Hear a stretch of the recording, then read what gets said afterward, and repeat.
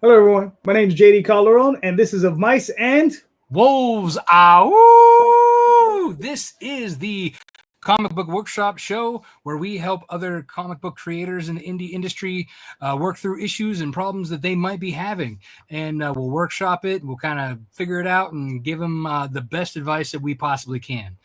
So without further ado, let's start bringing them in, JD. Amin, please introduce yourself. Hey, how's it going? Amin, the author illustrator of The Road to Oz chapters 1 and 2. Hello, I'm James. I'm from Dren Productions. We are a comic book publisher of sci-fi, horror, and fantasy stuff. Hi, I'm Ben Lacy. I'm the creator of Samson, Shark of War, The Vicious Vixens of Dakawanga, among other things. My name is Mike Dolce. I am a writer, creator, artist, colorist. I do everything. I'm at Dren Productions as well, too, creator of The Sire and many, many other books at different companies like Image, Zenescope, and more. Okay, cool. Rob, it's all on you. Explain it. All right. So for those of you out there in TV land, or I guess Facebook land or YouTube land, whatever it is that we stream through now, this is basically a show where we help workshop and, we work through your issues. Amin, since you are to my, I guess, stage right?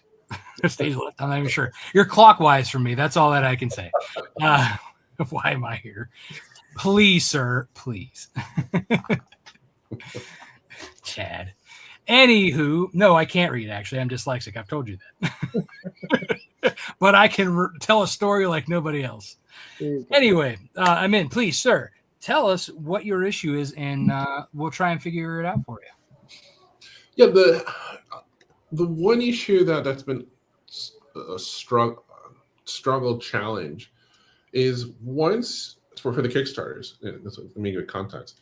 Is that once you kind of have like the usual group of backers, is that you also kind of left with that nice gap of trying to get which is mostly going to be new backers. And I think the question is, what's the best sort of marketing and methodology that you've seen that helps to kind of bridge that particular gap, especially since we're not big properties, well-known names, and it gets to be challenging quite times.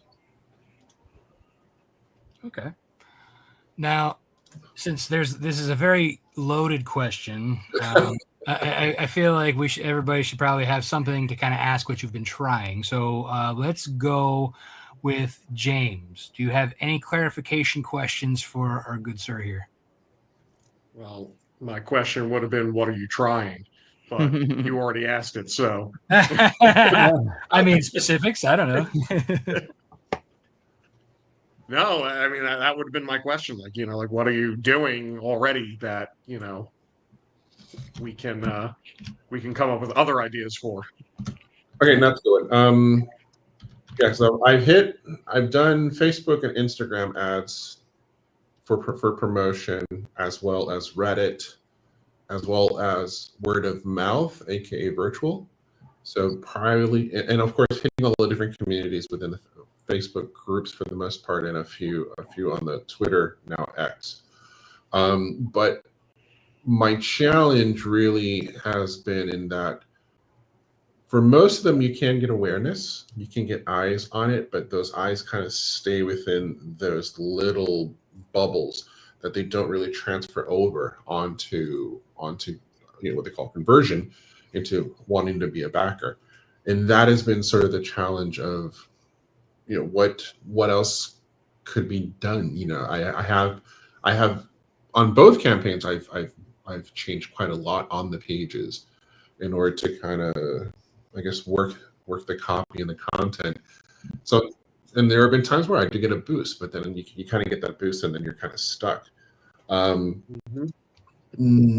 Yeah, so it's always trying to figure out how to, what other thing or something that could be done to get away from awareness and turning that more into an actual a true backer. So one thing that we've been kind of flirting with is paid advertising, like paid posts. So comic news websites and stuff where we're going to do a sponsored post. I can't tell you if it's going to be good or not, but it's the same question James and I have had a million times over, where we're like, well, what else can we do? Where else can we go? We've sent press releases out. We're not in the answer stage yet. We're still asking questions. Yeah, sorry. Yeah, this is what I'm here for, to kind of poo-poo on everybody's parade. Where else can we go? Yeah, he does it to me all the time. It's okay. Yeah, no worries. Yeah, JD's still trying to learn. We're what? This is episode 19. I don't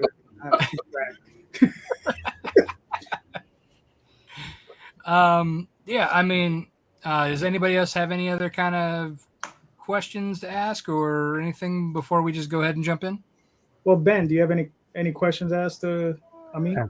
I'm locked up a little, but I'll talk. I can talk while I fiddle with my phone here. Are you relying much on your mailing list at all? Do you have a mail? You mentioned Facebook and things like that, but you didn't say anything about a mailing list or what you were doing in that regard. And of course, I think most of my backers probably either come through past Facebook or new Facebook, or they're off my emailing list. I get very few. I think I get some off of Facebook itself, and I probably get like one off of Twitter if I'm lucky. I don't consider Twitter or Blue Sky or Instagram very useful at all. But so I guess my question would be what you're doing with your mailing list. Yeah, I have utilized it from the first campaign that didn't fund.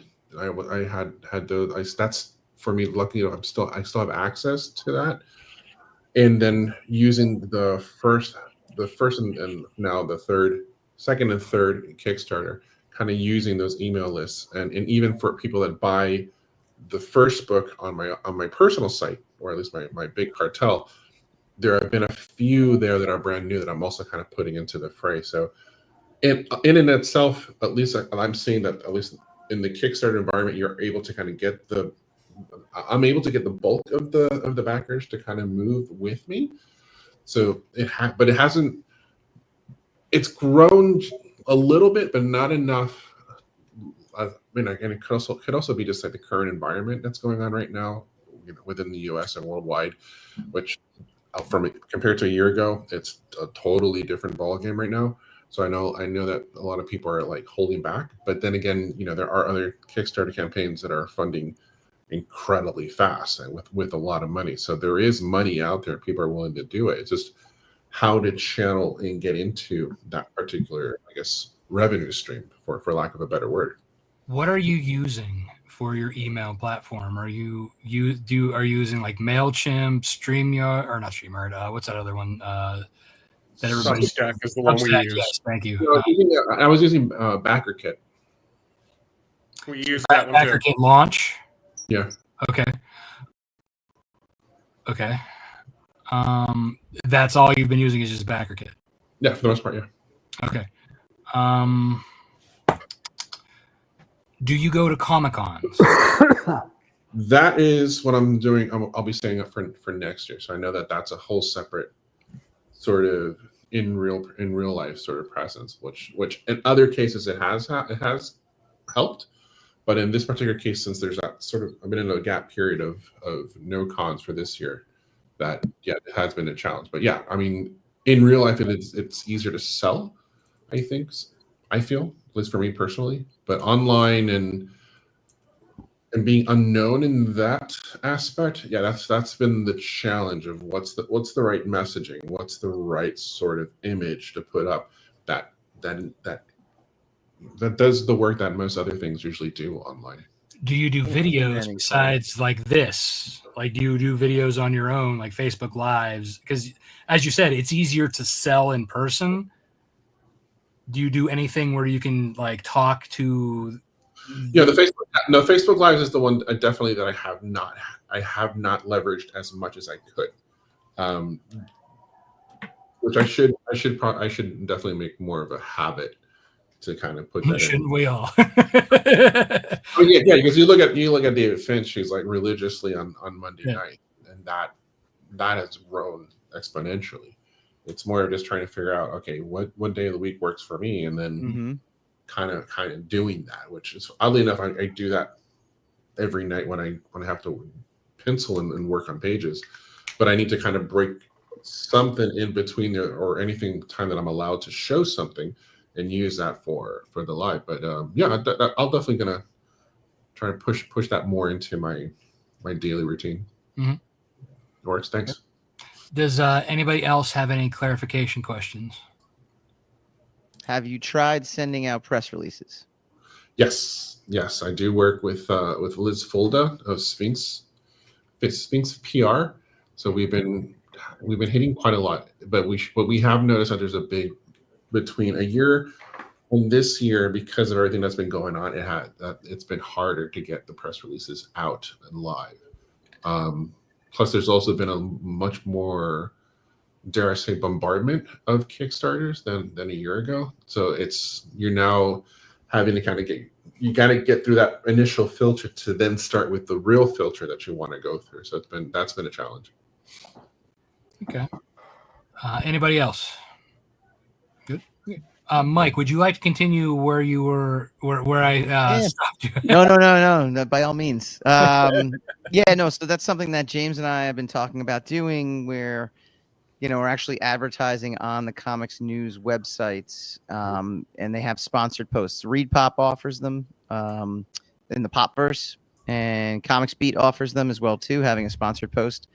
I can't tell you if it's going to be good or not, but it's definitely something we haven't done yet. It beats trying to.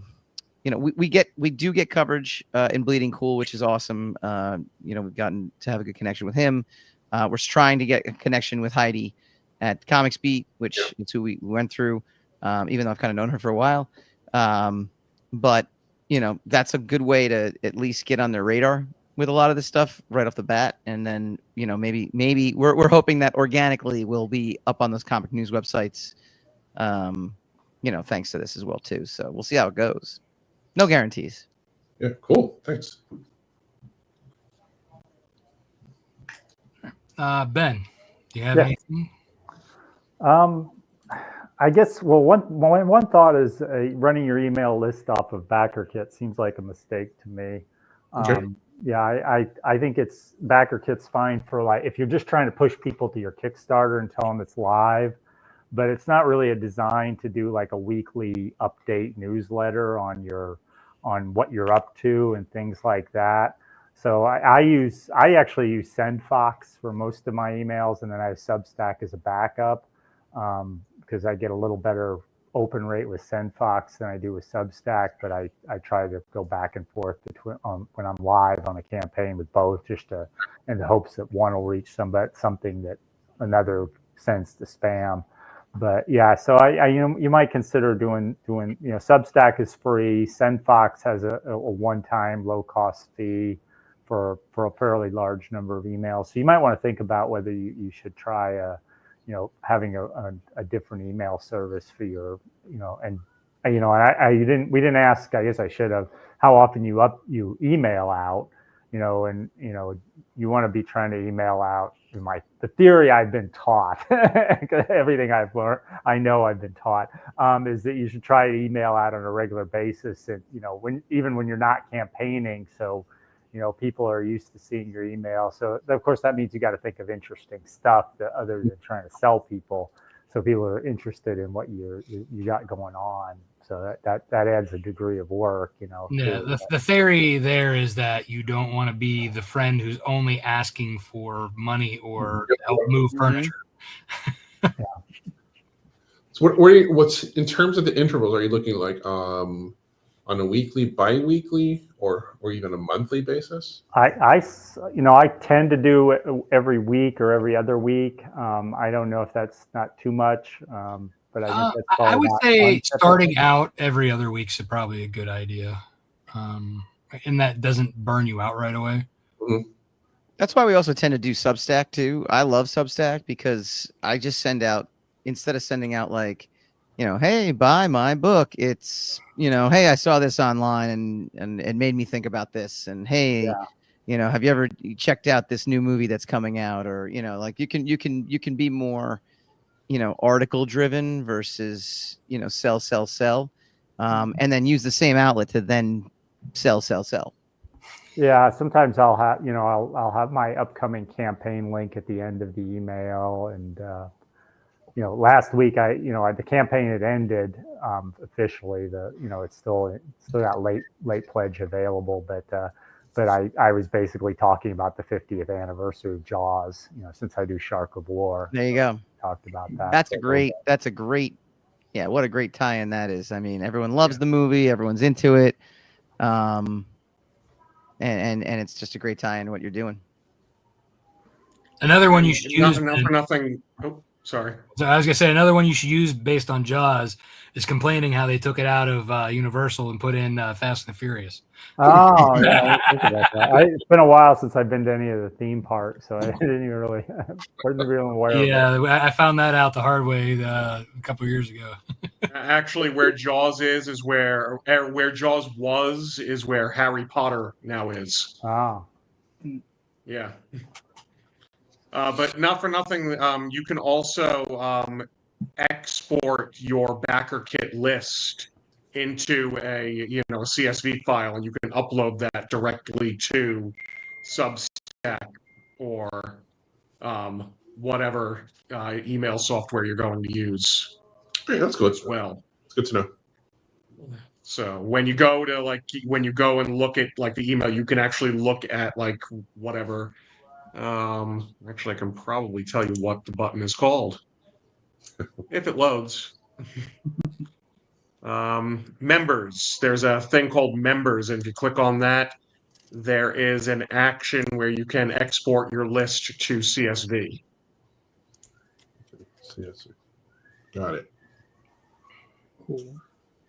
Cool. Thanks.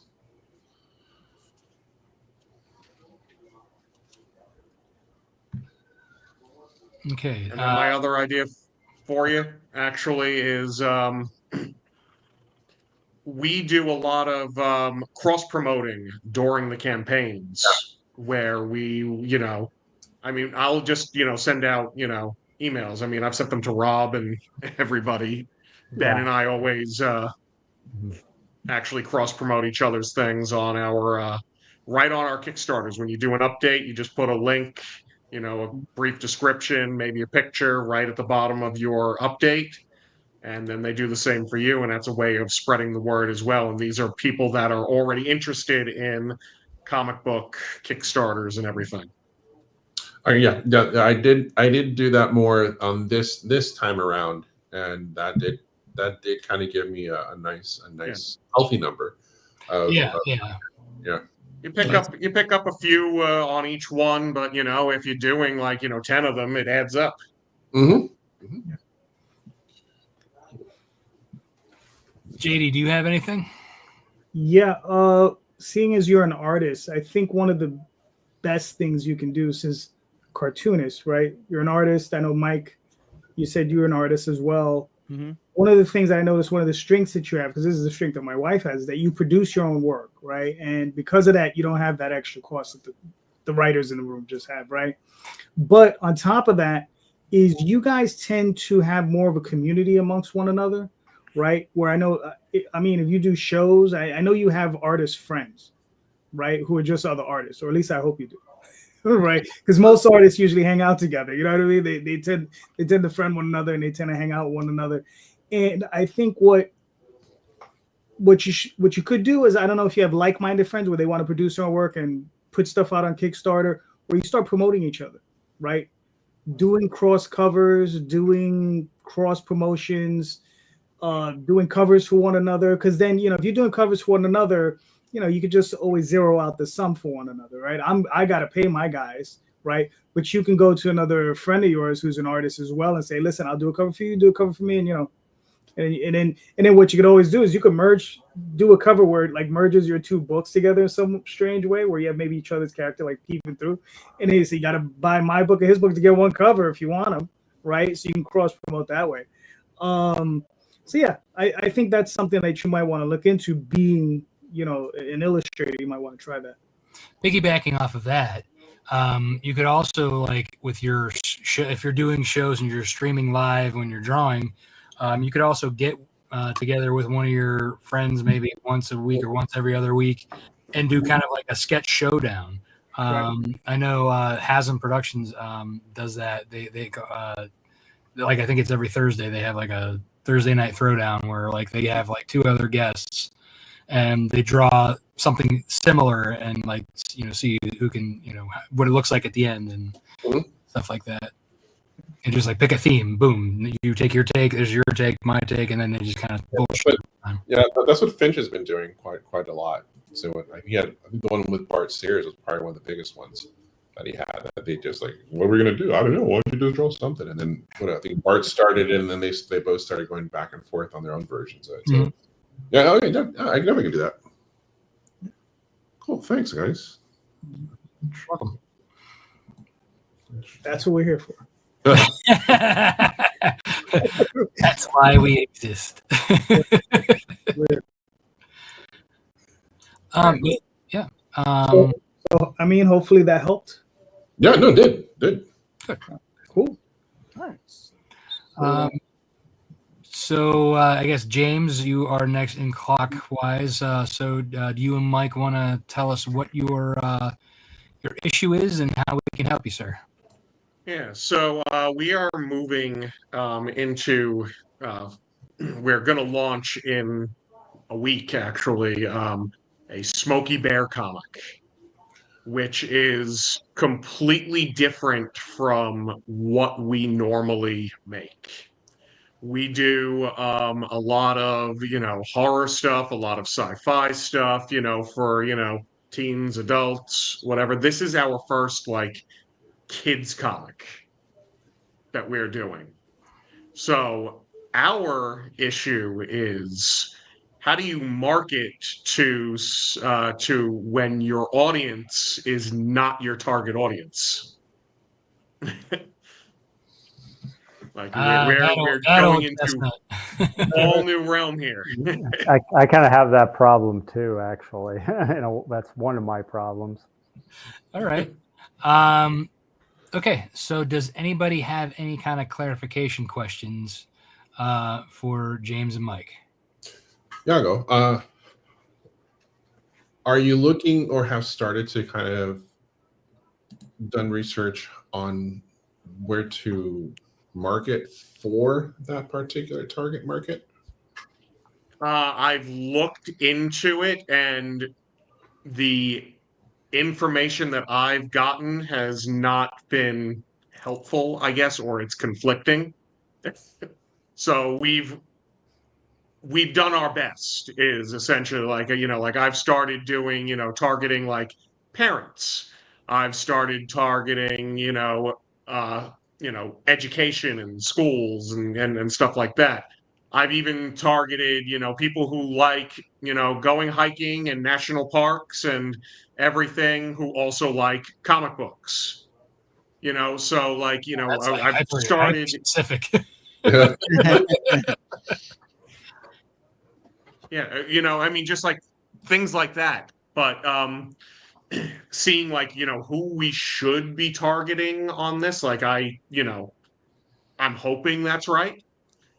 We've gotten a bunch of followers on the Kickstarter already, about average for us. So, that's good. That's partly our audience already, and partly what we've been able to bring in through, like, giveaways and, targeting on Facebook and everything. So don't know.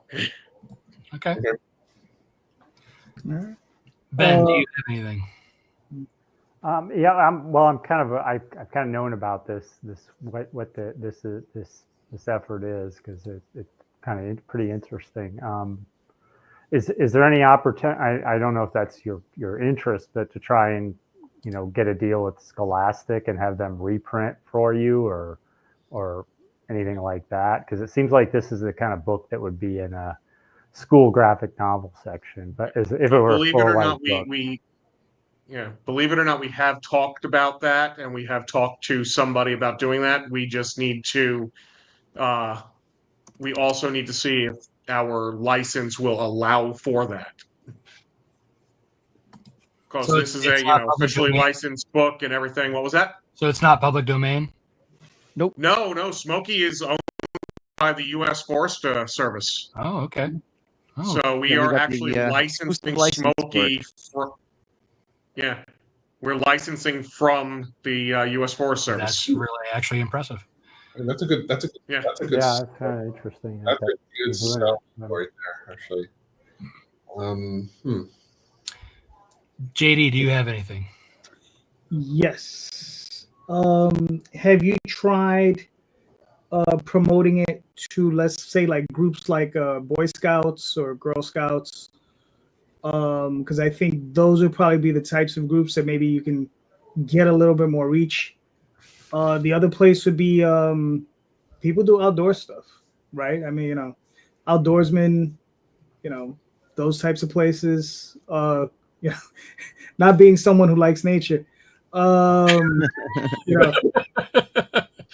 He's like, I'm from New York, nature bird here. Yeah, I like concrete. All right, it's very firm.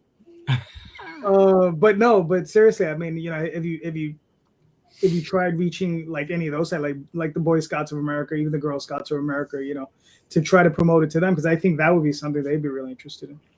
It's amazing because both of my kids are Scouts, and I didn't even think about that. But you did know. Wow, that's crazy. I was expecting you to say yes because I feel like you did. Aren't we talking to Scouting America? We are talking to Scouting, but for something totally different. Oh, really? Oh man, I had no idea. I was like, no, all right. You're like, oh, we got a meeting with Scouting America. I'm like, oh yeah, you got this, man. Good job. All right. Yeah. JD, you just opened the whole door. I mean, I was just trying to help. Try to help. But see, look, you got your foot in the door there already, apparently. Exactly. There you go. Mm-hmm. That's funny. Okay. So have you reached out to any other indie creators who have kids books? Because there are quite a few of us. Mm-hmm. And we, I'm sure there are probably plenty of us who might be willing to share out to our audience. But also, have you asked them for like digital bonuses to help with the campaign too? Because that's something that you probably could use if you unlock things. Through our comics launch group, we've gotten some the digital the giveaways and stuff for that lined up. Okay. But otherwise, I haven't reached out to very many kids comics creators because I don't know very many kids comics creators. Well, Don't underestimate the book. It seems like it'd be the obvious choice from ones I know, but right. Yeah, I was gonna say don't underestimate the books too, because it doesn't have to be just comics. Yeah, when it comes to kids, comics books, they kind of live in that same, picture books basically. Gotcha. So like Ben said, there's the C is for Cthulhu. I have the Wolfpack Pups. Moana has her books for that you could probably use too. Just have to reach out.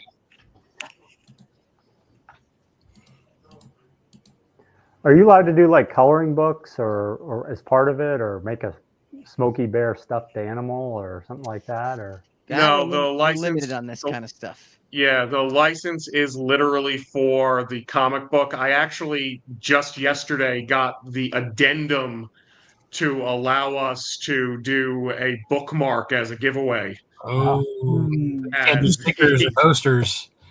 Yeah, so we got the postcards, the bookmark, and stickers. Okay. We're allowed to add on either for a fee or for a giveaway, a stretch goal. Yeah.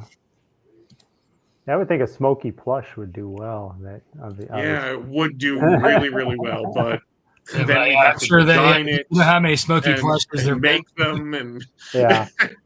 Yeah. Tariffs. so Yeah, for let this me one, just warn anybody right now. If you're, I mean, Ben, I know you have like your shark, but Yeah. like they're not very detailed. Whereas like when you go into things like this right now with the tariffs, that was an extra $1,000 I wasn't expecting. Oh wow. Hmm. Mm.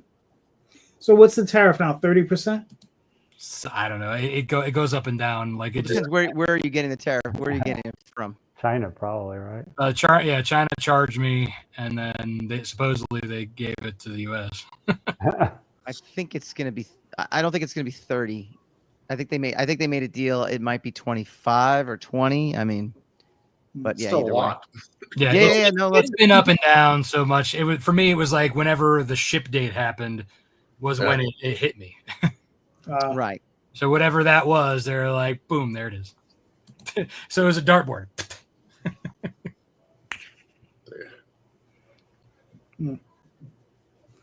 But books are still good though. Yep. It's still good. Mm-hmm. Brooke, have you reached out to comic librarians?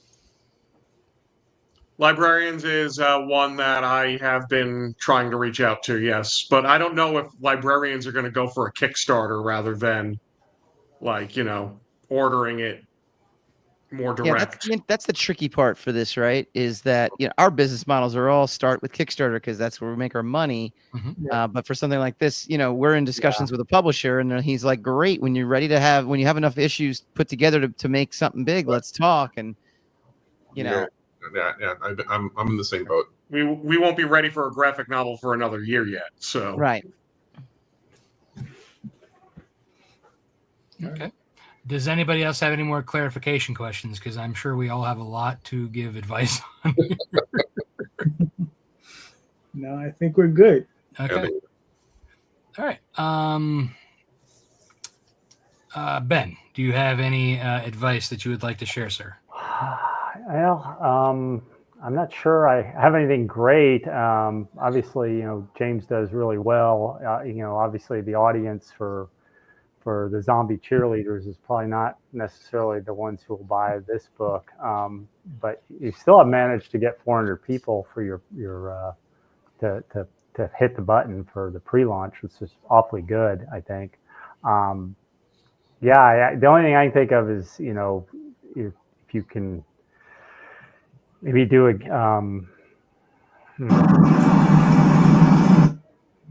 maybe a contest or something for a giveaway, but then you can't give away much. So I'm not sure what you would give away for the smoke. we did the giveaway actually to help bolster the people following the project. We did a giveaway. I got some stuff off of Amazon, smoky related, like a shirt like this one. Okay. And you sent them to your email list, or you got them to go to the Yeah, we got them to the email list, but we also offered an incentive for signing up for the Kickstarter. Okay. So you notify me on the Kickstarter. So using King Sumo, right? I assume. Or yep. Okay. Well, that's the main thing I can think of right now. I'm afraid. Well, I guess one thing is everybody advertises on Facebook. I'm wondering if there might be some alternate advertising venues for this, like maybe a YouTube influencer who focuses on kids videos or something like that. And that could be pretty expensive. I was looking at one of the comics YouTube channels once, and it was $1,000, and I was like, that's a lot for not knowing. Yeah. Not knowing whether it's going to go anywhere, but so. I'm actually wondering if we can get but groups, maybe. This seems like it. Yeah, mommy blogs are a good one. Yeah, it seems like the kind of thing that needs it might be an opportunity for a non-traditional advertising method. Of course, how many of those people would be willing to go to Kickstarter then is an open question. But right. I guess the question I forgot to ask is, how far along is this first issue? Is it done? Are you able to share it? Okay, so that's like going to like the mommy blogs. You can send the digitals to them to have them preview, or to the influencers. just to kind of give them something to like talk about, get that way they're like, oh, this is great. Go to this thing, back it. It's amazing. That kind of stuff. Because if you can get them to buy on, like usually that's a big help, and you can use them for pull quotes too. Yeah, I don't know if you have, but there's a good website called Kids Comics Unite that actually has a pretty good community for that. I was on a podcast with what's her name, with Jenna not too long ago. She's one of the founders, and it's a pretty good community. They might be able to kind of help you out because that's literally what they do is like kids comics and getting those creators and that whole community and getting stuff out. Be worth a shot to kind of dig over there and kind of have a chat with them. Because I was on another podcast about a month ago with her and another person I was doing just kids comics, and we ended up talking a little bit afterwards. So that definitely would probably be a good venue to kind of to explore and see what they might be able to offer some more advice into that particular arena. Cool. Yeah, just looked at it. It looks cool. I looked at it while you were talking about it. The internet. Yeah. JD, do you have anything? I think the only other thing I would have to add other than the Boy Scouts is the other thing would be if you know any school teachers, right? I am one.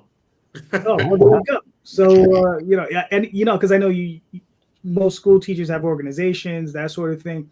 I don't know if you have like your own news groups. Maybe you can put together a newsletter and say, listen, I'm offering this up, and maybe it wouldn't be something you offer through Kickstarter, but maybe it's something you could offer as like a classroom thing, right? Like the way Scholastic does. They don't approach it. I wouldn't say send them to a website, but they bring it into the class and be like, okay, I don't know how you're printing. If you're printing offset, if you're going to print 1,000 of them or whatever, and you're going to get them, at a reasonable price per unit, you can let them go for like $4 or $5 a book to the kids, and then and go from there. And then whatever you want to do from there. I'm sure you have to pay your licensor so much, and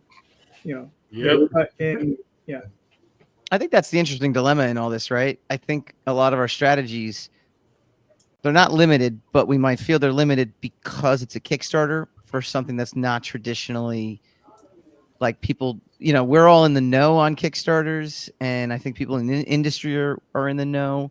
But people, like you said, school teachers, how do you break that barrier with them where they're like, I don't understand. Why are we raising money? Yeah. I mean, that's kind of like the catch-22 with kids' books and kids' comics is that like parents usually are like, when they're buying something for their kid, it's like right then, right now, and they're giving it to the kid, right?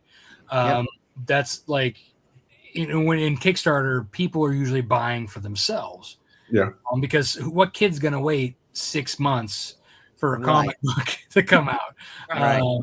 So that is the catch-22 with it. But you guys also have the benefit that like every single adult out there knows who Smokey the Bear is. Right. Yes. So like we've all grown up with him. I mean, they're like, even if you don't really know a lot about him, you've seen a commercial, what he's about. And Rob, I have to pause for 1 second because I have to yell at you because I was yelled at.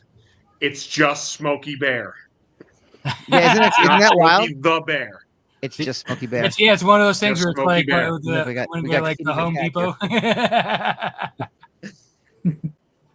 That's hilarious, actually. Yeah, no, it's weird. We've we got been talking and we're like, oh, Smokey the Bear, and then he's like, no. It's Smokey Bear. Gotta just say Smokey Bear. And it was he was actually giving us like the heads up because he's like, he said the same thing, and he was like their agent, for their license thing. Yeah, I know, it's crazy. That's hilarious.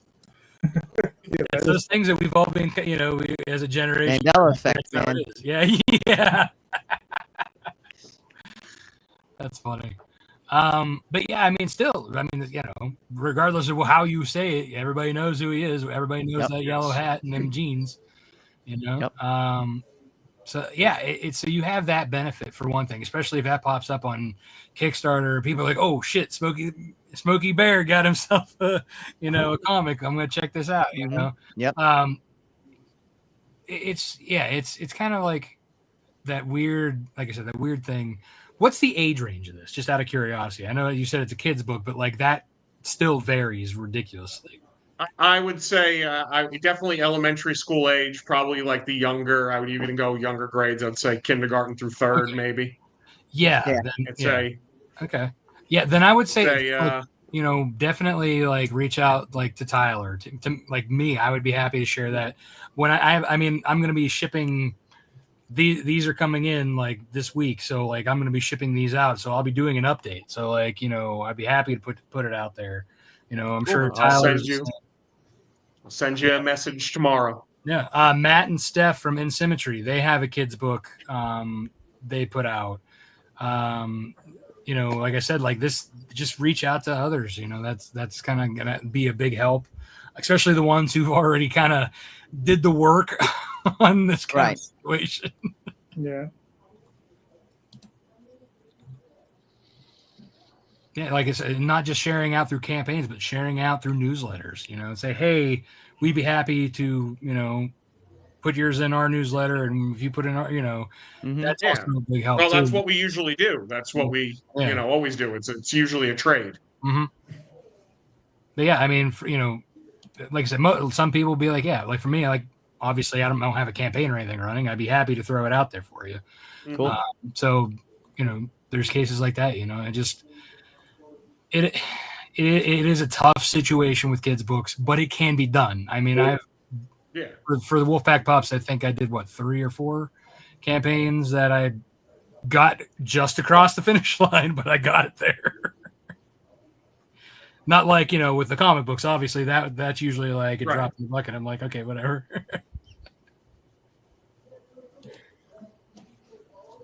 Gotcha. Cool. Appreciate it though. That's great. You're welcome. Yeah, it's one of those things that I'm gonna give you a heads up though. Kids books, it's a grind to the end. It's not like you're gonna ride the coattails once it funds in like 2 days. It's gonna be one of those you got to keep going. So pull every trick out of the hat. Like I said, if you need a book, you can use my digital. For Wolfpack Pups. Or whatever. Like any kind of incentives you can get. Absolutely. Okay. Does anybody else have anything? No. Yeah, I mean it's a challenge because you have Kickstarter, but then you also have physical, and there's a lot of stuff that can happen when you have the physical. But we're talking about Kickstarter. It's more. I was thinking just off the top of my head from a marketing perspective, maybe reaching out to sort of the local newspapers within areas that are known to have bears and stuff like that, or where Smokey Bear has been known to be popular for a very long time, and kind of reaching out to areas. The local newspaper is always looking for something, and I think that could be where it could help. It'd be something new because I'm just thinking about it right now. And because it's licensed officially, I think that kind of gives you a little bit more of a legitimate presence. I think that helps out a lot. I know you said that you can't just do like coloring books, right? You can't, so you couldn't just do like a digital coloring book to go along with it. No, well, every piece of art also has to be approved for it. So for like this Kickstarter would be way too late. Maybe for the next Kickstarter we could. Well, what about the approved art already? Like I'm sure you had line art already approved, right? Could you potentially so what I did with my Wolfpack Pups is I took all of the art from the book and just used the line art without the lettering and made that the coloring book that's a digital bonus that people would just print out and color. I wonder if we could do that. I think you could probably do that. It's not a bad idea. I mean, it's the existing artwork that's already been approved. Yeah, right? Everything's already approved, and that's part of our purview. We need to get approval for that either. Yeah, in terms of like a coloring book, it could just kind of be a thing, Well, that and like I was thinking because one, you're a teacher and you could talk to the Girl Scouts and Boy Scouts, you could do an event or go to an event like and just print out some line art pages with the URL or even like a QR code on the paper for kids to color, and just kind of give a quick blurb, and then it's live from here to here, QR code scan, and then so the kids color it, put it up on the parents' refrigerator, and the parents are like, oh, what's this? Scan that QR code and go to the thing, right? Mm-hmm. The only thing I'll say about that is that it's summer, and but that's just kids it aren't right in now. school, and the Right. But you do have Scouts Boy aren't meeting. Scouts. Yeah. Wow. They don't have summer things, no events going on. No, the at least not for my kids. They don't really do much over the summer. Ah, okay. Yeah, Fair. there's stuff we can do though. But that's it. These are all good ideas because Yeah. again, we're going to be doing multiple ones of these anyway. So Good for the future, yeah, for sure.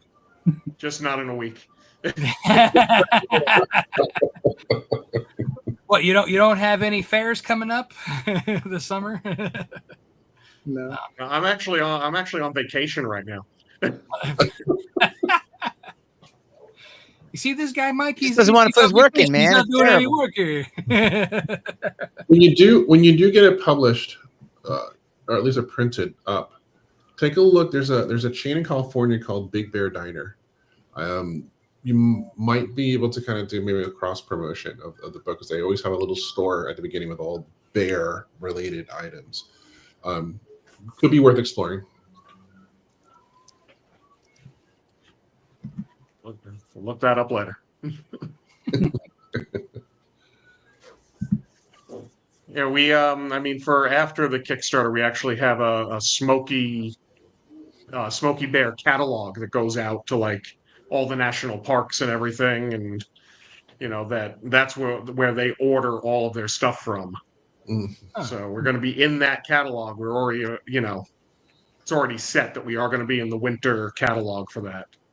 Interesting. So Very it's nice. just yeah. Are you prohibited? Like I said, it's the post Kickstarter where we're looking okay on. I think it's the Yeah, it's gonna be one of those Kickstarter cases you itself. might have to be like, money up front. Let's hope that pays off. Yeah. Basically, it is. Yeah. And you only have the Yeah. licensing for making a book. You can't do posters or anything else outside of Yeah, that. no, we'd have to add an addendum to the thing, and it was It's not an obstacle, but it's an obstacle, right? Yeah. It's something that they Right. might be able to do, but then it's you have They to go. say dance like It's you not something you can just kind of do. like we got the bookmark and the postcards approved because it's going to be related to the book, sort of thing. Or- So you couldn't use like cover art for a poster then. Well, that's what we're doing. I mean, that's what we're doing for the postcards. We're just using the cover art for the postcards. I thought you could do 11 by 17s with the same art. Mhm. It's a big postcard. That's all. Print. It's the same artwork on paper. That's all that it is. There you The go. size doesn't matter. Mm-hmm. These are not the droids you're looking for. No. Mm-mm. No. Yeah. Definitely get it approved though. Oh yeah, Yeah, don't don't mess need to get around. the license taken away. Yeah. Yeah. Are you guys able to publish in other languages? Yes, I believe we can. We have the worldwide rights and everything for it, even though I don't think anybody outside of the U.S. is going to buy it. Well, They're so like, that's, what Everyone is this outside the U.S. Smokey knows Bear? who Smokey is. well, that's the thing. That's the thing. Because like, if you look into particular Japanese pop culture, they love to digest the stuff that we have that's termed Americana. Smokey Bear falls under that immediately. It's just a matter of changing the title Japanese and adding a few other things here and there. And I think you got a leeway into there. It's really, they like to absorb the Americana and then they kind of put their own spin on it and then adopt it as their own. But the source itself still comes from that. That would be something I would definitely take a look into, at least in a long term. And you guys already have the worldwide, right? So it's Yeah. be worth taking a look at least on that aspect. Any place that still looks at the Americana culture of the U.S., anything present. I think you can probably kind of get a leeway in there, because westerns and stuff Americana is still pretty. That's hilarious, because like our youth is eating up their manga, and Mhm. their youth is eating up our. Yeah, because I was watching this video that there's like in Tokyo, there's like a group of greasers, and they're going off from like the 1950s style, but it's very warped, and for us, it's very Cowboy Bebop-ish in terms of the look, but that inspired Cowboy Bebop, and it's a plethora of pop culture, like this whole subculture. They have even like what's it like Chicano culture, which is actually very interesting. From the cars to the look, it's comes from there, but then they turn it Japanese, and they love that Americana, the 1950s to 1960s sort of era. Flintstones and Jetsons, Smokey Bear. I think those kind of fall in. It's just a matter of changing it just a bit here and there, but I think you might have something there in the long run. Something to think about. Mm-hmm.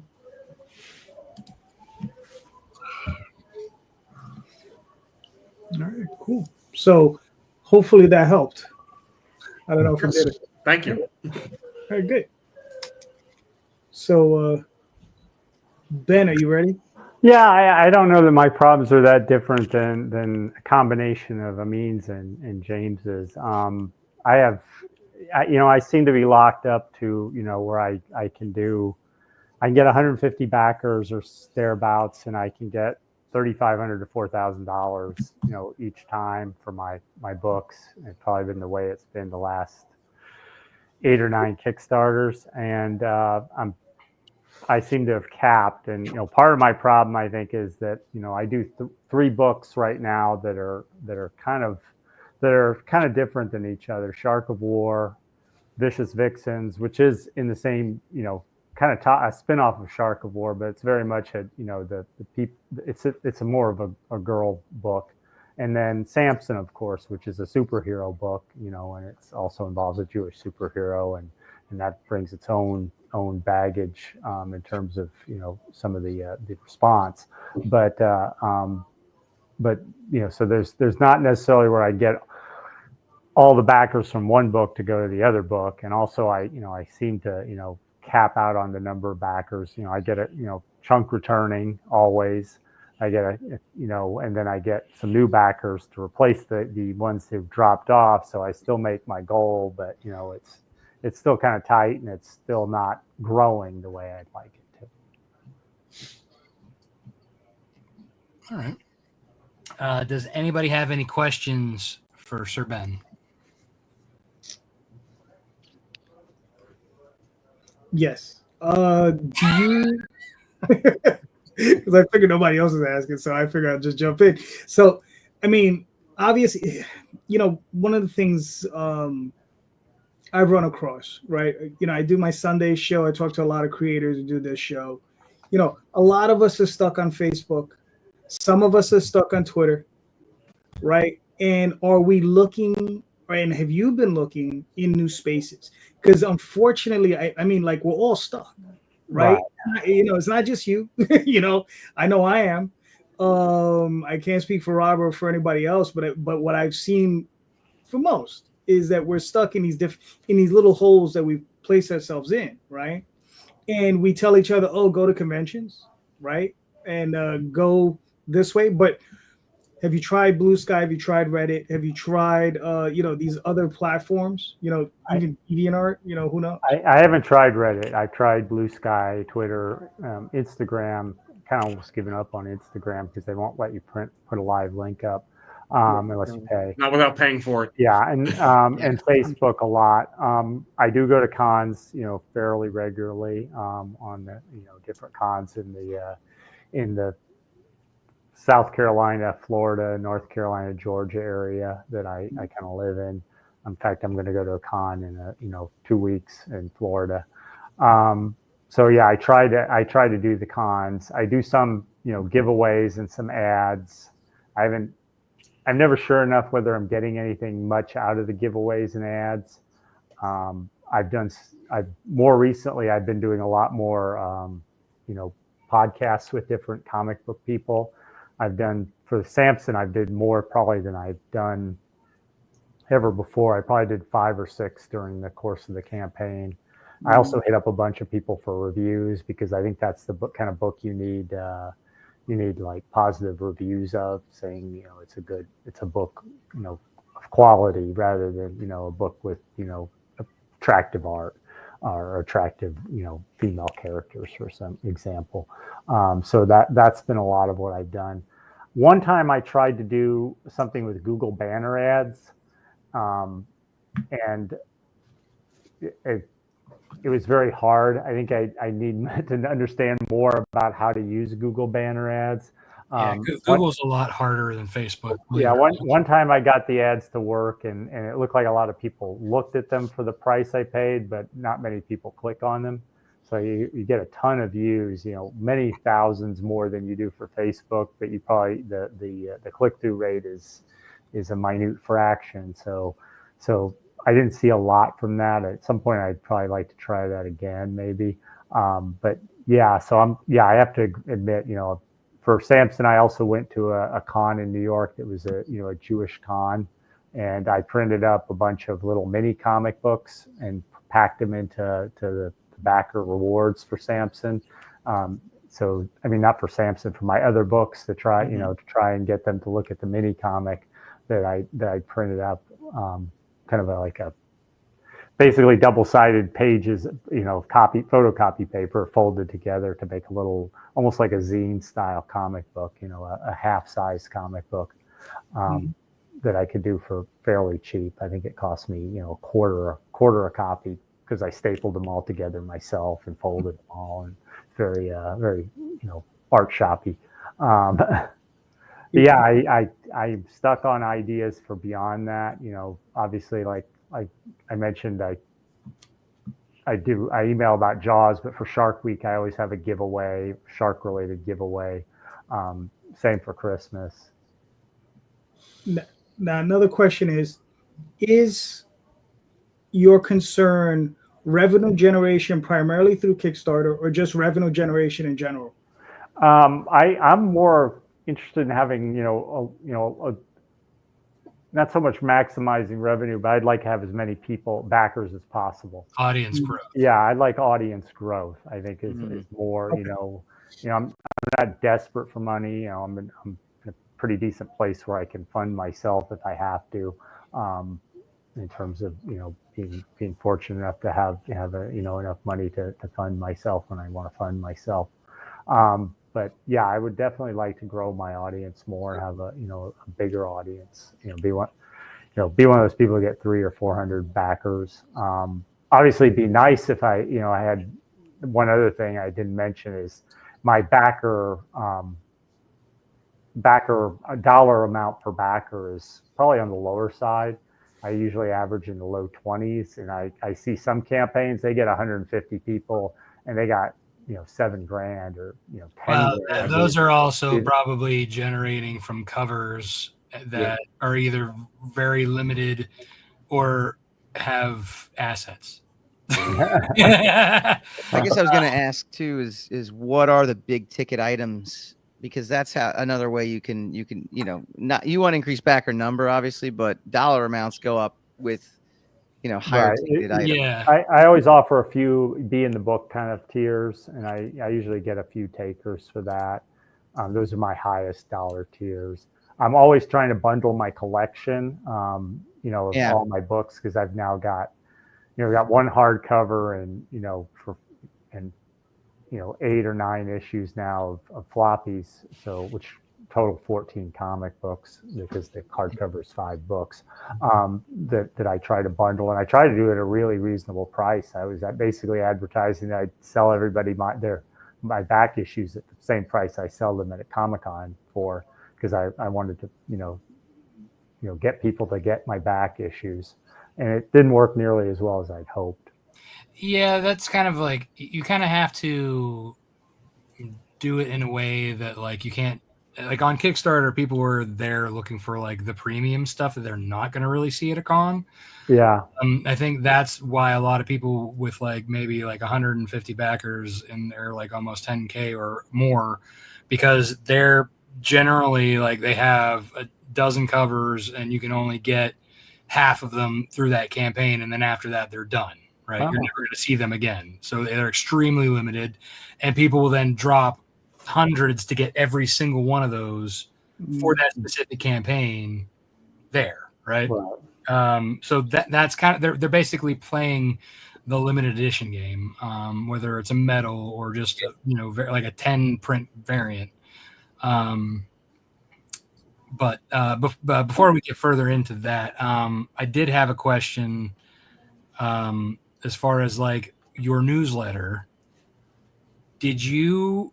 So like you talk about Shark of War very often in your newsletter. It's mostly that, and then you occasionally like mention your new stuff here and there. Like you kind of sprinkle that up before like those particular launches, but the main focus is still the Shark book. Right.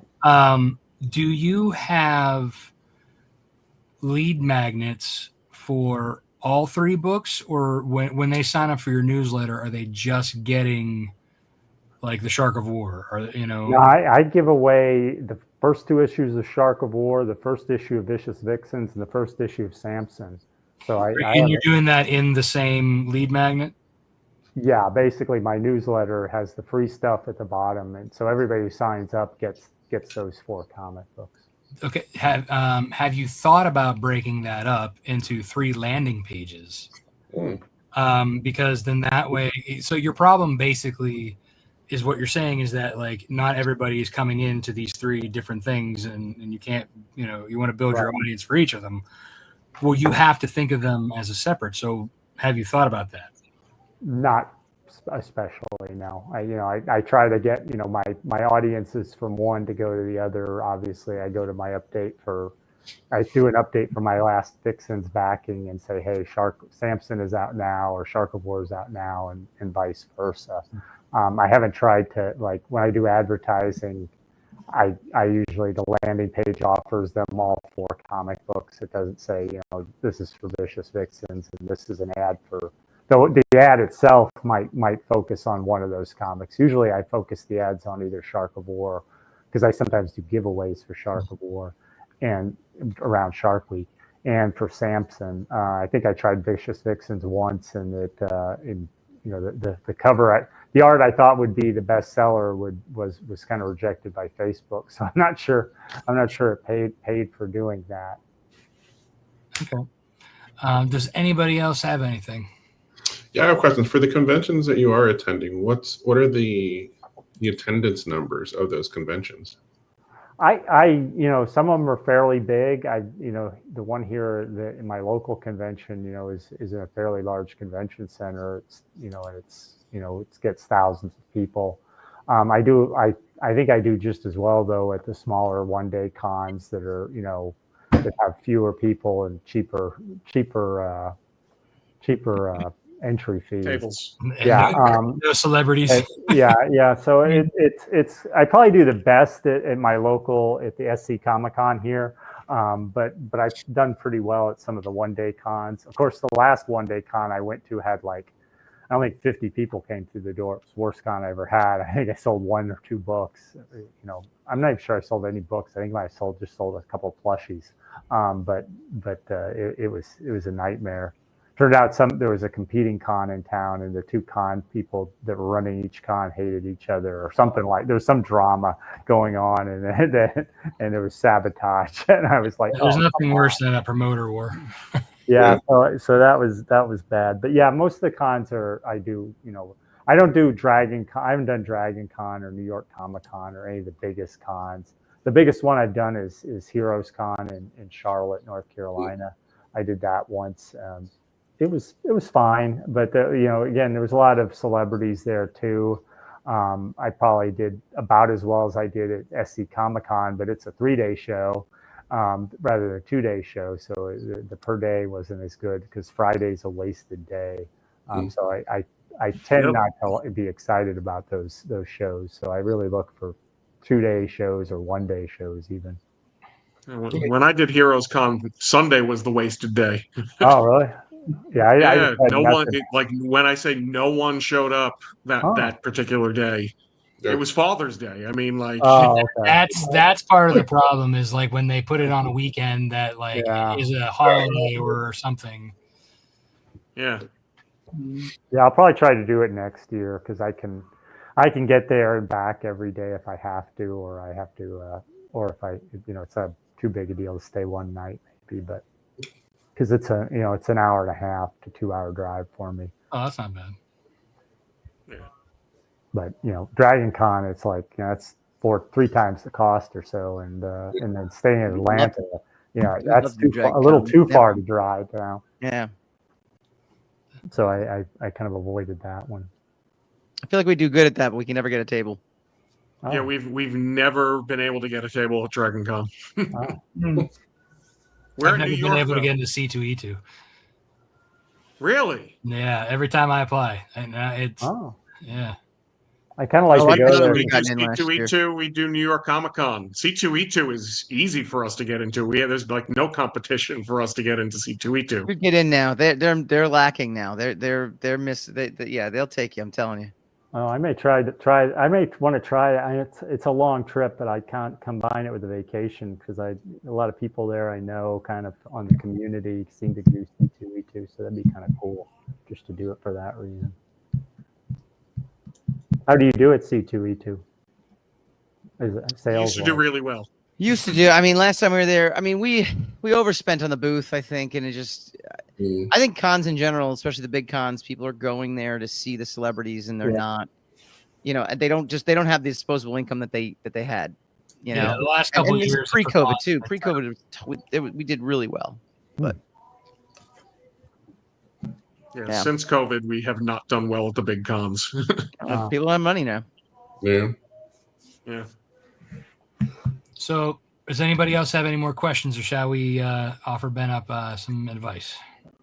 All right. Good. Let's go. Okay. James, do you have anything good for Ben? I mean, the only thing that I can think of is maybe getting, a name to do some, a named artist to do some covers or something for you. Yeah, I was considering that for Vicious Vixens. I know what's her name, Carissa Grant. She she has that. I don't know if you follow her because she's kind of in some of our She does the Worthy Chaos. Yeah, she hired some artists to do a cover for one of her books.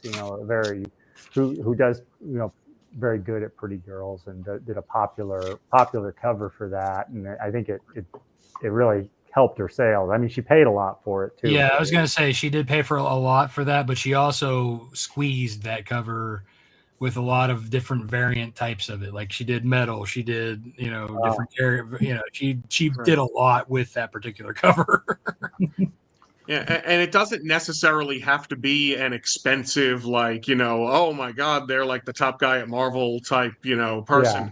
It just has to be an artist that has a big following on, Instagram, Twitter, whatever, that is going to help you promote it. Right. I used Greg Bow once, and he's a nice guy and stuff, but I don't think I got and he did a nice cover, but I don't think I got a huge return out of it for the price. We use Greg Bow all the time. Yeah, I know that's. But you didn't do a nude version of that. No, I did not. Yeah, so that's. He's known the for idea, doing the safe and non-safe. Yeah, I've toyed with that idea, but that's one thing I haven't decided I wanted to do yet. It's kind of I know a lot. In that same vein, I would say, there are artists who do specifically that are affordable, who do very sexy women stuff, like Chris Williams. He's a good example. I use him all the time, and he's affordable. He's well known. He does share. Then he's well known on Kickstarter too. Like for you, if you're going to be doing a variant on Kickstarter, look and see the popular artists on Kickstarter who not only do, you want the ones who can do, who do sell, safe for work, since that's what you're going for, but who can still draw attractive women. Right.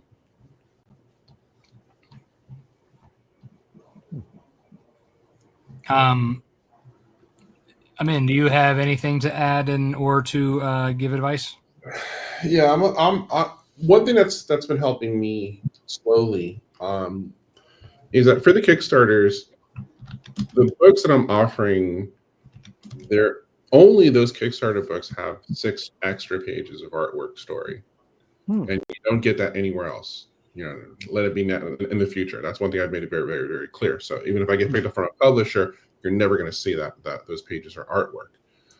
And that has become sort of that FOMO, I guess, angle that I'm slowly seeing that people really are going for. With the second Kickstarter, because they knew about what happened with the first one. I think I had a lot of people jumping on over more than I expected, because they knew that if I do not get this one, I'm never going to see the extra story that's only in these editions. And so you're doing like a little short bonus story book. Yeah. It's within the story with the overall story. I ended up doing some sort of side story, which I enjoyed, and then as I started getting feedback, a lot of people were kind of like, okay, what the fuck was that? like okay, you had me with the main story, but you had this other thing, like, what the hell? And so I'm kind of using that now to kind of like, okay, if you're going to back on Kickstarter, you're going to get this with this, but if you see me at a convention, you're not going to get that. Unless I happen to have extra copies of that. Other than that, you're not going to. So you're printing 2 different books then for each. Yeah. There's the ones I have for Kickstarter, which has its own, and then there's the other ones that I have for the convention. Okay. If I happen to have overstock of the Kickstarter stuff, then yeah, if you know and you're aware and you ask, I'll be more than happy to give you one. But if you don't, I will give you the other one. It is a risky sort of investment, because you are printing 2 versions of a book. Well, that and as a writer, he would be paying artists for extra pages. And you're also paying for extra pages on your printing too. In my case, it's since I am writing and illustrating, I got that covered. In your case, then that's something that you have to kind of think into before you do your production. But you could probably be where, at least for a good 5-6 years, you don't release it, and then you kind of let it out of the bag. That, okay, you know what? Everyone's been asking about this for a long time. I'm tired of hearing you guys. Boom! Here's the Kickstarter of just that. It's a long-term sort of vision. But you already have sort of that built up. That could be the big payoff unexpectedly for those that aren't aware, and those that are not watching the stream. And it's just like a marketing thing that you just kind of you play with it, and as things get to that point, then that'll be your big payoff. Kind of like Infinity War Endgame, because if things didn't work out, that was never going to happen, but it did, and that became the big payoff. And there's ways to kind of work around. I think people like, it's the exclusivity and something that's unique, and being able to say, oh, look what I got that you don't have. And it's for those of us that remember CDs, it's like I think when the infamous Nirvana CD, for instance, where did you hear that track at the end? Which one are you talking about? No. What? Oh yeah, you gotta wait. There's a gap, and not every CD had it, and there was no way to find out if you had it or not. It's just you ended up either stealing somebody else's CD or trying to find some way to find it. But it's that sort of exclusivity works out, where people like, hey, you start to create another, I guess, loyal readership with that, because they're going to be interested on that other storyline and continue it, and it gives you opportunities to experiment as well. Okay, thanks. Mike, do you have anything for Ben? I'm a big Substack guy. I think building your audience starts with kind of building yourself, out to them. So I think that would be that would be the direction I head is, and you do that already. So I think you do a good job of that. Have you tried? I know we're done with questions, but it just popped in my head. They have that new like that shadow what do they call it, James? The secret reward. The secret reward. Oh on yeah, the secret Kickstarter. reward for Kickstarter. Yeah. Yeah, I Top did of my use head one of when those. Amin was talking about being exclusive. Yeah. That might be something you toy with. Mhm. Go with the exclusive reward. Yeah, I tried Yeah, that with the backers of Samson 1. Basically, I was trying to give them a secret reward to not only back Samson 2, but get a secret reward because it included all the other non-Samson issues. So they didn't have to buy Samson 1, but they could get a bundle with all my comic books but Samson 1. So I don't know if it helped me much, if at all, but that was the only secret reward I tried. My featured reward was basically was all the copies of all the covers for issue 2, for example, was my featured reward this time, and I think that probably helped a little. We've actually been doing like a retailer reward as our secret reward. Oh, I did that for it's slightly less, and they get like 5-10 copies, whatever.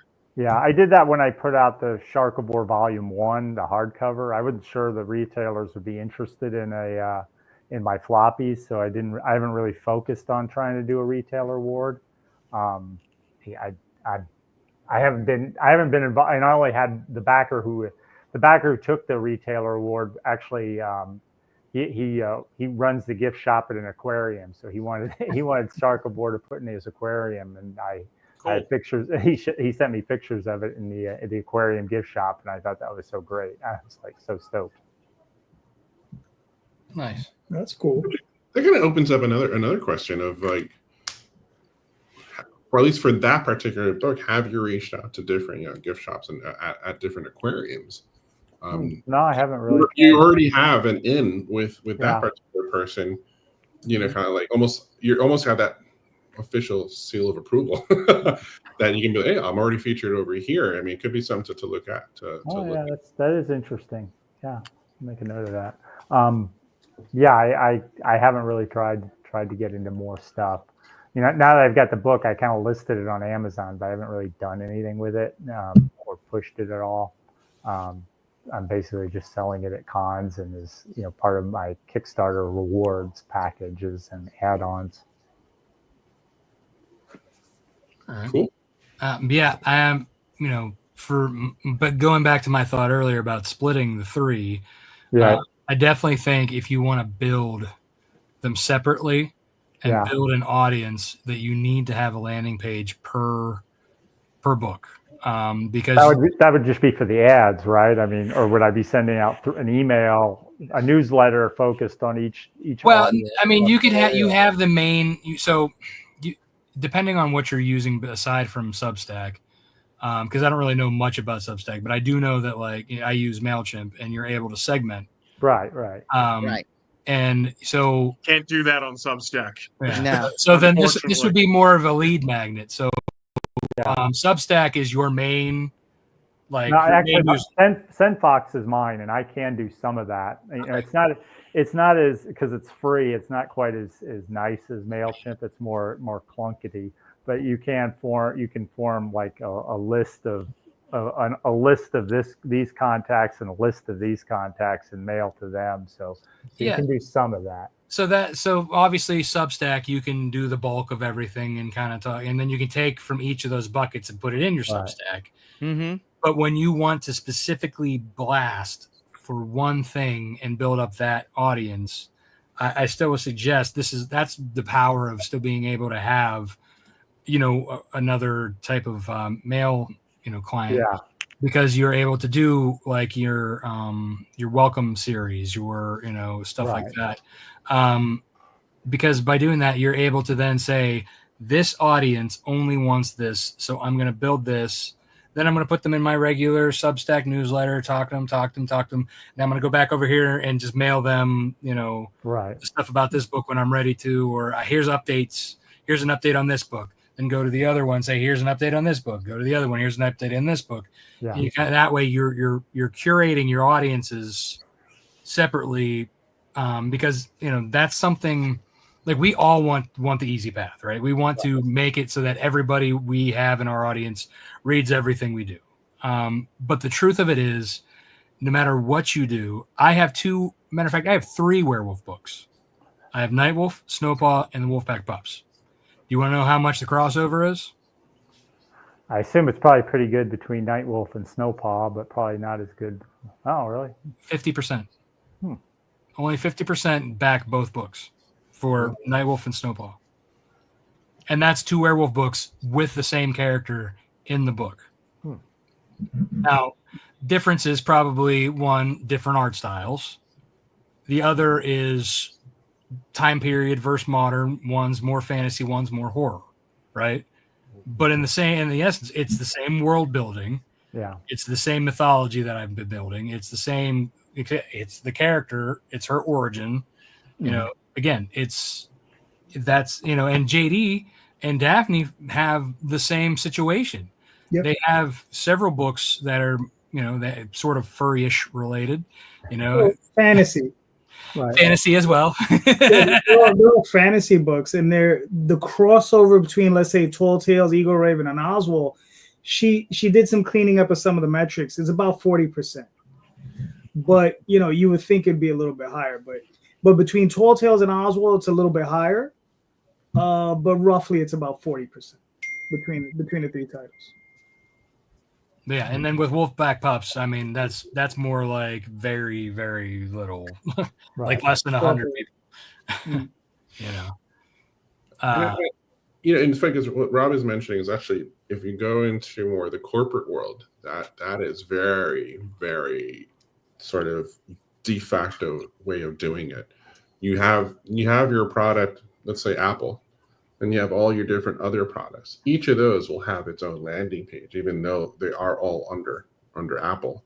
And each of them also have their own marketing teams and marketing campaigns that go out to very specific segments in order to kind of obviously bring people in. Nowadays it is a little bit easier for them to get people in terms of numbers, but even at their level, they still want to continue growing. And how do they keep expanding out, especially on a brand that's been out for quite some time? But having it separated like that, what like Rob and JD said, yeah, you don't have a lot of people that kind of go over one to the other, but you are expanding out those particular arms into those different pies in order to kind of bring them in. And eventually you could do like crossovers and whatnot and have them go over, and just to play around and see how that works. But at least you're not limiting yourself, you're expanding out. And who knows if one of those actually becomes the one that kind of gives you the number of backers that you're looking for, that's only going to help feed the other two. But separating like that kind of gives you that more of that opportunity. It is a little bit more work, but in thinking it long term, I think you'll probably get a much better return on investment. Okay, thank you. Yeah.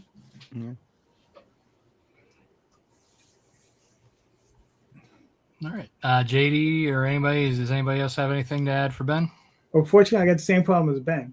So that's why revenue. I might have been able to help, but as far as backer counts, I mean, like I said, I'm in the same boat as you are, sir. I'm like, I'm at it. I hit this glass ceiling, and sometimes we get a little bit above it, then we come back down, and then you get a little above it, and you come back down, and it's that crazy roller coaster. Like I said, revenue different. Whereas I would, obviously you're going to conventions, you're hitting some retail stores. I would say once the market settles, hopefully in the next 6 to 8 months, you could try the direct market. Right, but once it settles, because it's still in crazy land. We have no idea what's going on with that direct market. It's still in bonkers land, No, but it is a very, very viable market once it's solid. You understand? Like, I mean, I was in it for a long time back in the 90s. Played around a little bit with it, and I know other people who have, and it is viable. But the mess that it is now is just crazy. But it's going to take at least 6 to 8 months before it settles. I agree. Yeah. So yeah, and then the other thing is grants. Because if you're doing you know, you have Samson, which is like a religious type comics. There's sometimes you can get grants, you know, from certain communities that would help you out, you know, to promote that type of artwork. You know, that's I have one friend. I think he's, or I should say, one person I know that he's probably financed his entire comics line on that, getting grants. Hmm. Yeah. Interesting. Mm-hmm. Where do you find out about such things? I mean, see, I mean, you know, I mean, It depends on the community and the right, because there are books that list them, but I mean, the last time I looked was Jesus Christ, was in the 90s. So it was like, you know, there were books. I had to go to the library, and there were books with all kinds of different organizations in it. And I'm pretty sure now, if you start doing Google searches, you can probably find a bunch of different things, especially if it's educational. I was looking over a little bit of your campaigns. It looks a little bit religious. So, I mean, there might be some things that you can find within that community that will be able to help you out. You know. Mm-hmm. So, Thanks. You know, like I said, finance, you know, backers. Well, JD, if you try just a little bit harder, no. Why? I don't want to try hard enough. That's just it. You're like, I'm stuck in this glass bubble that I don't want to push. Yeah, you know, I don't need to push. I need a hammer. Yeah, I need a hammer, some rocket fuel. Oh man. All right, so Ben, I hope that helped. Yeah, it was interesting. Yeah, I definitely think about some of this stuff. Give you something to think about. Mike, do you have a question or? No, I'm good. All right. So, real quick, what we're gonna do is I'm gonna pull up these campaigns and I'm gonna give you guys like 2 or 3 minutes to pitch us, and then we're gonna move on. All right. Sounds good. All right. We're gonna start with the Road to Oz. All right. So, Amin, what are we looking at? Talk to me. Yeah. So you're looking at the Road to Oz Kickstarter. This is the chapter 2 of 4 about the story of how Saving Oz failed. First book, we talked about how Scarecrow got into Kansas. This second book talks about what's going on in Kansas, what happened to Scarecrow, and some other surprises that they're going to pay off in the next chapters and volumes. Right now, I'm currently at 114% funded, but do check out and be a backer because, like I mentioned, this chapter as well as the other one does have the exclusive six. Actually, it's going to be 8 pages on this one. 8-page exclusive story that's only available in the Kickstarter edition. Full color, so we're looking at about, I think right now my page count is about, it's going to be about 36 pages on this one. A ship worldwide. So if you're looking to kind of be a part of it, go ahead. And it honors still the books and movie of Oz, so you're not going to be completely thrown into nowhere land. You're not going to be thrown into Oz. All right, nice. You got 96 backers, 67 hours. You're already funded, which is good, but you know you're going to get some more cash in there. How many issues? 4-issue limited series? Yeah, I'm aiming for a 4. I have 4 volumes each with four issues. So this is the first volume. So halfway through the first volume. All right, very nice, very nice. So it was looking good, and you know you're on your way. So one other question is release. I asked you this on the other show. I always ask the same question. Release schedule. What are you looking at? Let me see. Book is fully colored. I am tweaking the lettering and script right now. And if it wasn't for the fact that I'll be traveling for 4 weeks straight, I probably would have it printed in my hands by the end of July. But at this point, I think it's going to be probably anywhere from mid-August, late August, and then by September, I'll be shipping it out. And then at that point, end of September, I'll start the Kickstarter for chapter 3. Very nice, very nice. Next up, we got Smokey Bear with no the, right? That's it. No the. The Smokey Bear. Okay, so cool. So gentlemen, the bear. so gentlemen, please. So, Smokey's Junior Rangers is the title of the book. It's an officially licensed Smokey property. It is the first Smokey Bear comic to come out since the 1970s. Oh. So it's kind of a big deal.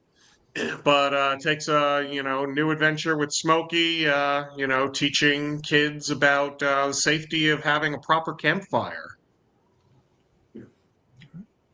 Very Mike, nice, if you have very anything to add to that, go for it. You do a wonderful job. All right, cool. We actually launch on July 8th, so 1 week from today we will launch this on Kickstarter. Very nice. You can get on here now and follow along, get notified the moment that this goes live. All right, cool. Now, is this a 3-issue limited series, 4-issue limited series? What are you guys looking at? We are going to be putting out as many issues of it as we can. We actually have story ideas for 3 issues so far, but each issue is going to be like a standalone story. Gosh. So you don't necessarily have to get issue 1 to enjoy issue number 2, if that makes sense. Yep. All right, cool. All right. I mean, do we get to see Smokey fighting pyromaniacs? Sure. Take that. No, but this is actually really cool, man. I mean, this is very nice. Thank you. But all right, cool. I mean, listen, man. I mean, another 7 days you get to launch out. You got was there 400 people waiting for it online, so that's really good. So Yeah, I was gonna say that's a boatload of followers, man. I don't think you can have a problem funding. It's a little bit above average for us. No, but that's good. It was, it shows there's a lot of interest. We're on par. Yeah. All right. Good. I mean, listen, man. 1 week, everybody, go sign up. All right. Everybody. Shit. Don't mind me. I'm screwing this up. All right. And we have the strong man himself, Samson. So this is in late pledges right now. It's funded. Samson is the story of a young boy who during World War II is experimented on by the Nazis as part of their effort to make a super soldier. Instead, they create Samson, who becomes their greatest enemy. And this covers 50 years, spans 50 years as we follow him as both a boy where he's being experimented on with his twin brother, and as an adult when he discovers after the fall of the Berlin Wall new information about the survival of certain Nazi super soldiers that he has to try and hunt down. And issue 1, he captures one of those soldiers. In issue 2, he's bringing him back to Israel to stand trial, which is based on, real historical events where the Israelis captured at least one of the Nazis and brought them back to Israel for trial in the 1960s. And of course, the experimenting on children is also historically accurate. There's bonus features in the digital edition that talk about some of the historical figures who were involved in this, and 2 of the scientists are basically based on real Nazi doctors. So you can see some of the bonuses here. We kind of did a Supergirl inspired variant cover, and we did a Jack Kirby inspired variant cover. That one's the Kirby style cover. In fact, the base cover is also inspired by a Frank Wheatley cover as well. Mm-hmm. If you go to the top of the page, there's actually a link there that will let you read issue 1 for free. So you can see try before you buy, basically, see if you like it. Yeah, right there. Don't have to sign up for my email list for this. I just let people, try it out if they want. Everybody's going to get that print that inspired again by Alex Ross, Superman. And I'm going to keep the late pledge open for another day or so. So if anybody wants to sign up, there's still a little time to do so. and you can get the back issues. You can get all my back issues. And like I said, I try to price my back issues and my other comic books very reasonably because I really want people to get all my books. All right, cool. Now, how do you find the lay pledges working for you? Is it working for you? Do you find you've got a little? You get a little bit. I get a couple backers. Two, three backers. And then usually right after the day or so after, because people miss the campaign, even though you advertise it endlessly to them. There's always somebody who normally backs you who somehow missed it and didn't do it. Oh, snap, I missed it. Yeah. Right. So yeah, it's a small amount, but it's something. So there's no downside to it really that I see. That's cool. And right now, this is issue 2. Yeah, this is issue 2. So is it a limited series or are you ongoing? It's going to go at least 8 issues, I think. It could go longer, but yeah, it's going to follow him all the way. It's a fairly long time span that I'm covering with this, and it's going to follow him to closer to the present day, and depending how popular it is, I'll just keep going it. But I do kind of have a storyline I'm telling to work through that would be 8 issues. And like I said, if it grows and builds, I'd keep it going longer. All right, cool. Oh, man, well, obviously you're already funded. Right, yeah. But listen, everybody can still back it, so go grab it. Great. Go grab it. Yeah, all right, cool. Nice. You got 172 backers, pretty healthy. Yeah, I think that's where I was talking about my relatively low, backer, payment per backer amount per backer is on the low side for that, but for that number of backers, but that's kind of what I'm getting. Gotcha. Just got to raise your prices. Listen, sometimes that's all it is. Yeah, no, not wrong actually. Especially these days, everything costs more. Everything costs more. People are used to it. Yeah. Mm-hmm.